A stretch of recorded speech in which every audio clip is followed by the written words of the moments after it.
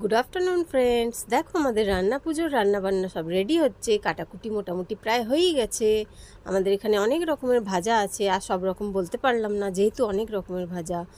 আর ডাল আছে, মুসুর ডাল চাপ চাপ করে। তোমাদের কার কার কী আছে বাড়িতে? যদি রান্না পুজো থাকে তাহলে আমাকে অবশ্যই কমেন্টে জানিও। ইলিশ মাছের ঝাল, ইলিশ মাছটাও ভাজাই ছিল, কিন্তু আমি ঠাকুরকে দিয়ে, আমার দিদি শাশুড়ি বলেছিলেন যে তুলতে পারো, কোনো অসুবিধা নেই, সেই জন্য আমি ঠাকুরকে দিয়ে ঝালটা তুলেছি। চালতার চাটনি, তারপর মাছের মাথা দিয়ে চাটনি, অনেক রকমের ভাজা দেখতেই পাচ্ছ তোমরা।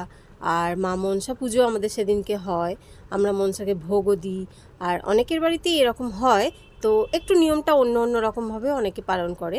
তো আমাদের এইভাবেই পালন করা হয়। পরের দিনকেও আমাদের মনসা পুজো হয়, তারপর চিড়ে মুরকি দিয়ে পুজো হয়। তো নানান রকমভাবে অনেকের বাড়িতেই মাকে আর কি পুজো করা হয়, আমাদের বাড়িতে এইভাবেই হয়।